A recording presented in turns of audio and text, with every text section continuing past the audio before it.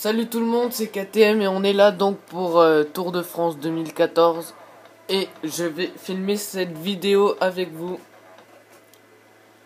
Alors, je sais pas si ça rend mieux, j'espère que oui. Et on est donc là, j'ai changé tous les noms comme prévu. Donc j'ai renommé tous les noms, hein, c'est chiant. C'était long quand même hein, de renommer tous ces noms. Alors, il va y avoir une belle bagarre parce que vous avez pas pris que des leaders à chercher le général. Il y a des sprinters aussi, ça c'est bien. Il y a les 4 sprinters les plus. Les meilleurs quoi.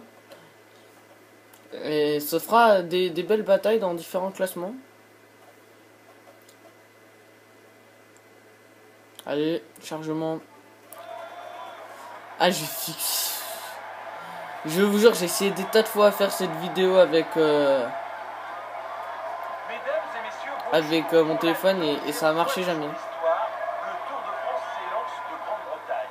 Jamais auparavant cette épreuve n'était partie sous des latitudes aussi élevées avec un grand départ de Leeds dans le comté du Yorkshire. Mais les considérations géographiques laisseront vite place à l'enjeu du premier maillot jaune.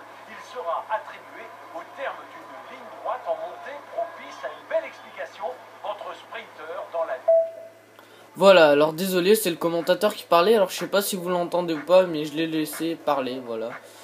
Et donc c'est parti pour cette simulation les amis jusqu'au sprint intermédiaire.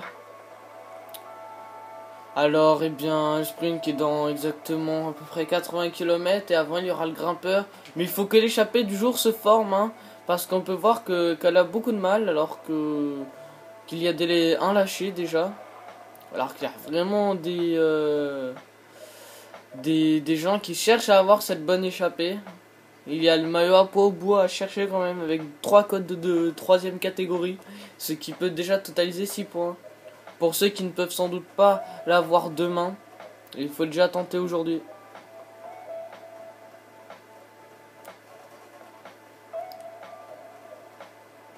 Alors Filippo Pozzato, Creoplis qui essaie de s'échapper là pour Orica Greenedge. Derrière ça part en contre et c'est rattrapé par le peloton Scargato. Mendes. Le peloton qui laisse enfin partir là le peloton. Mais un peloton capricieux quand même.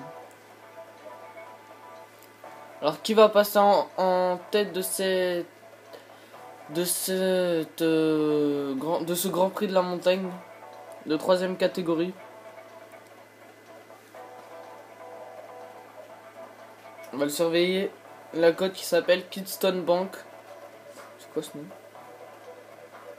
Oh là là. 5 km, ils ont quasiment 5 minutes d'avance. Et c'est Filippo Pozzato de Lamprey qui passe en tête avec Creoplis 2ème, Gatto 4ème et Mendes qui ne joue pas le Grand Prix de la montagne sans doute. L'écart qui monte à 6 minutes. 6 minutes. Alors je vais lancer le sprint. Je vais prendre le sprint intermédiaire à 2 km. Je vais reprendre le jeu pour voir les sprinteurs batailler pour ce classement. Ça pourrait être bien pour ceux qui sont sprinteurs quand même. On va pas faire la pub co-leader.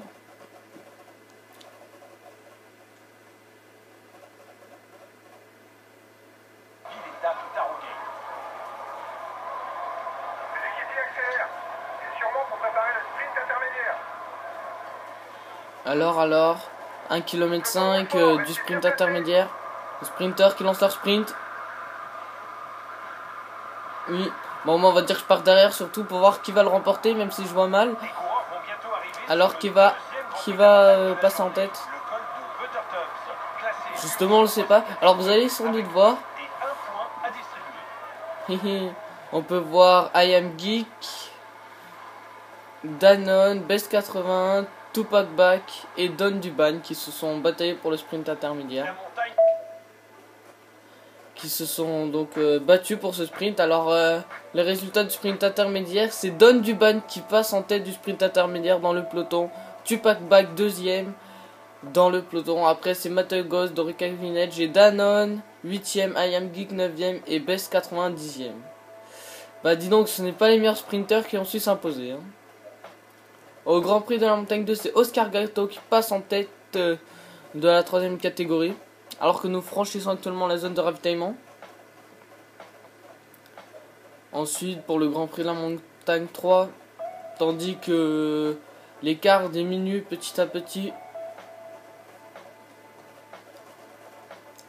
10 km, 5 km. Il faudrait vraiment qu'ils accélèrent le temps de simulation. Encore une 3e vitesse plus rapide. Du style 1 km par seconde, ce serait bien. Alors qu'Oscar Gato, on peut voir qu'il est un peu en difficulté. Hein. Ils ont attaqué. Parce qu'il a eu le Grand Prix de la Montagne là. Et c'est donc Pozzato qui devrait avoir ce maillot de meilleur grimpeur. Dani Moreno qui est lâché pour la Katusha. Qui va revenir sans doute. J'espère. À surveiller quand même parce que le peloton qui accélère de rythme. Alors que c'est mauvais pour Eagle parce que c'est son coéquipier après tout. Ah, ça va être dur pour le général. 2 minutes, l'écart qui diminue fortement pour les échapper. Faut continuer à bien se relayer, aller le plus loin possible. Et derrière, c'est vraiment une journée noire pour Dani Moreno. Ce n'est que la première étape. Mauvais début de tour pour Katusha. 15 km de l'arrivée. Tout peut encore se passer. Les équipes de sprinters, on peut voir que Omega Pharma Quickstep et Gian Shimano sont là pour prendre les relais. Et quelques membres de l'Autobilisol aussi.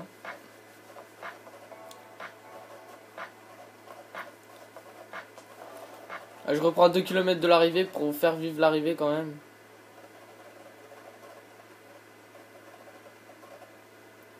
Alors qu'on peut voir Danone là derrière Jaune de Cove. Plutôt à classer comme puncher, rouleur, avec un bon finish en petit groupe. Alors il reste 2 km. Je sais pas du tout qui va remporter ce sprint les amis. Le sprint lancé de très loin par les membres de Gian Shimano et par Omega Pharma Quickstep. On peut voir aussi les poissons pilotes de AMG qui se sont écartés. Alors qui je crois que c'est Danone, je suis pas sûr. Ah non, c'est BS81 qui passe devant Danone et une 3e place d'AMG. Ah franchement, c'était serré. C'était serré. C'était serré, c'est vraiment dommage. Alors que à la fin, il y a pas mal de membres qui ont lâché. Et Moreno qui va finir vraiment très loin quand même. Une journée de drame pour Katusha. Alors je sauvegarde, hein. Malheureusement je peux pas montrer le classement après. Oui, j'ai essayé plein de fois. Hein. Enfin voilà quoi. C'est pas important. Et classement de l'étape, donc c'est BS81 qui remporte ce classement. 2e Danone, 3e IAM Geek, 5e Christophe, 6e Tupac Bag, 6e Benati, 7e Farrer, 8e Matagos, 9 Joachim Roras, 10 Tom Boonen. Ensuite on peut voir que le classement grimpeur c'est donc Pozzato avec 4 points.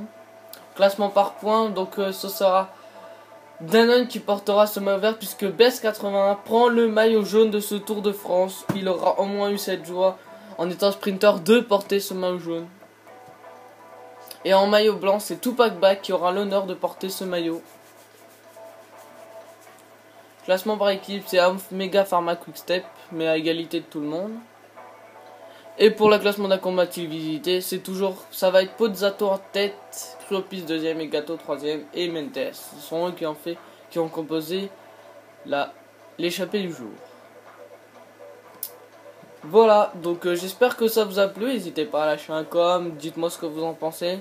Si je dois mettre plus de temps de vidéo, si je dois en mettre moins, j'essaierai d'en mettre plus. Voilà, et je vous dis à la prochaine. Bye bye.